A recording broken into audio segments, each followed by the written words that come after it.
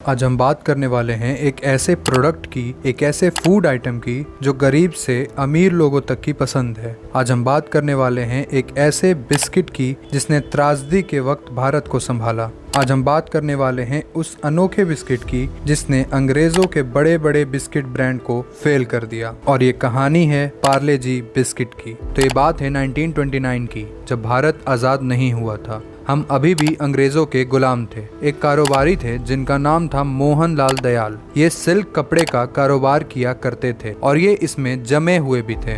मोहन लाल दयाल जी काफी अच्छे व्यक्ति भी थे। वो हमेशा दूसरों की मदद करने का सोचते थे। उन्हें अपने देश से भी खूब प्यार था। वो हमेशा से चाहते थे कि वो अपनी देश की मदद करे ताकि उनके देश को जल्दी तरक्की मिले। मोहन लाल जी के बेटे एक बार जर्मनी गए और उन्होंने वहाँ पे खाने की चीज़ों के बारे में रिसर्च करना चालू किया।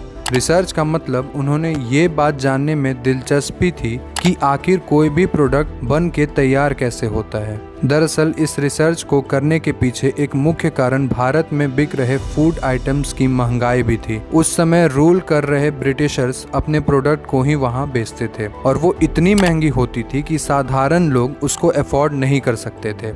रिसर्च के दौरान उन्हें बिस्किट बनाने की मशीन मिली। उन्होंने उस मशीन की पूरी जानकारी ली और फिर अपने पिताजी से आज्ञा लेकर उसे भारत लेकर आ गए। उस समय उस मशीन की कीमत 60,000 रुपए थी। उसके बाद मोहनलाल जी ने मुंबई के विले पार्ले इलाके में एक बंद पड़ी फैक्ट्री खरीदी। मोहनलाल जी स्वदेशी मूवमेंट से काफ़ी प्रभावित भी थे और उन्होंने अब अपनी बिस्किट फैक्ट्री खोलने की सोच ली थी। मोहनलाल जी का मकसद अब भारत में सस्ते बिस्किट बनाने का था और अब वो इस काम में लग चुके थे।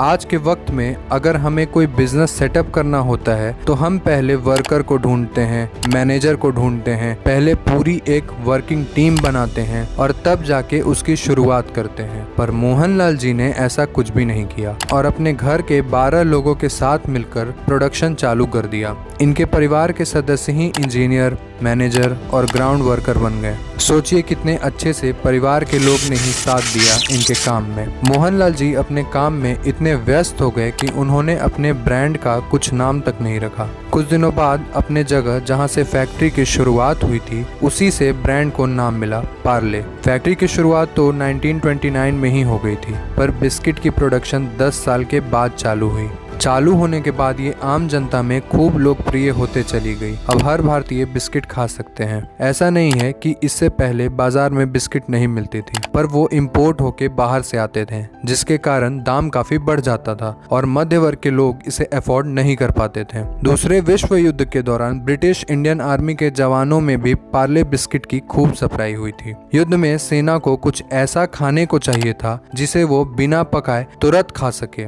और उस समय पार्ले बिस्किट ने उनकी खूब मदद की भूख मिटाने में। 1947 में भारत को आज़ादी मिली, पाकिस्तान से विभाजन भी हुआ और अचानक देश में गेहूं की कमी हो गई और अब बिस्किट के प्रोडक्शन के लिए पार्ले के पास गेहूं नहीं था। पार्ले को अपना प्रोडक्शन रोकना पड़ गया क्योंकि गेहूं बिस्किट को बनाने में सबसे मेन चीज थी। इस संकट से लड़ने के लिए पार्ले ने जौ से बिस्किट बनाना शुरू किया और पब्लिकली अनाउंसमेंट किया कि गेहूं की आपूर्ति अभी नहीं हो पा रही है, तो अभी इस मुश्किल समय में साथ खड़ा रहना है और बकायदा हर लोग ने पार्ले का साथ भी दिया। 1960 के दशक तक कई और बिस्किट मैन्युफैक्चरर आ चुके थे मार्केट में और अब एक कंपटीशन भी बाजार में होने लगा था।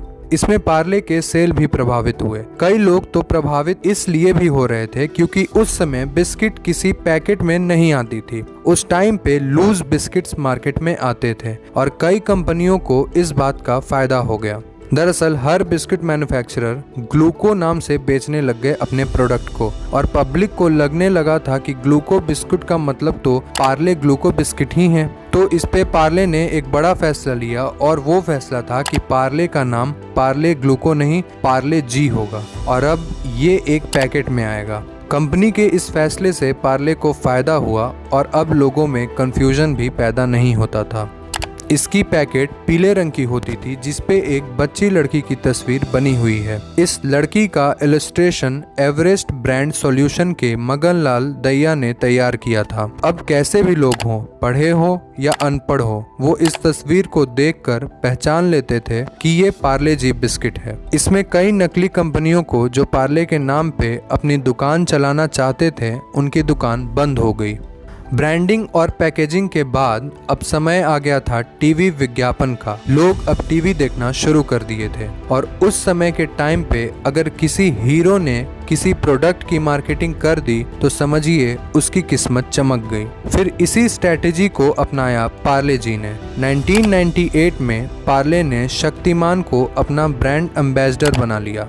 शक्तिमान उस समय काफी चर्चित टीवी शो हुआ करता था। बच्चे बड़े सभी इस शो के दीवाने थे। पार्ले ने इस बात को समझ लिया था कि अगर शक्तिमान बोलेगा कि पार्ले जी बिस्किट खाओ तो लोग उससे प्रभावित होकर उनके प्रोडक्ट को खरीदने लगेंगे, और ऐसा हुआ भी। इस एडवर्टीजमेंट के बाद पार्ले जी के सेल में 60% का उछाल आया। पार्ले के कई टैगलाइंस भी हैं जो आज भी हमें याद हैं, जैसे जी मतलब जीनियस, हिंदुस्तान की ताकत, रोको मत टोको मत, और कई इस तरीके के एडवर्टीजमेंट। आज भी पार्ले जी बिस्किट की बात अलग है। आज भी करोड़ों लोगों के दिल में पार्ले जी की बिस्किट की एक अलग कदर है। शायद आप में से कई लोग को आज भी पार्ले जी बिस्किट पसंद होगा। कमेंट सेक्शन में बताइए अगर ऐसा है तो। उम्मीद करता हूँ कि वीडियो पसंद आया हो तो लाइक और सब्सक्राइब करना ना भूलें, और अपने पार्ले लवर्स फ्रेंड्स से वीडियो शेयर भी करें ताकि आगे भी हम ऐसे इंटरेस्टिंग स्टोरी आपके लिए लेके आ सकें। धन्यवाद।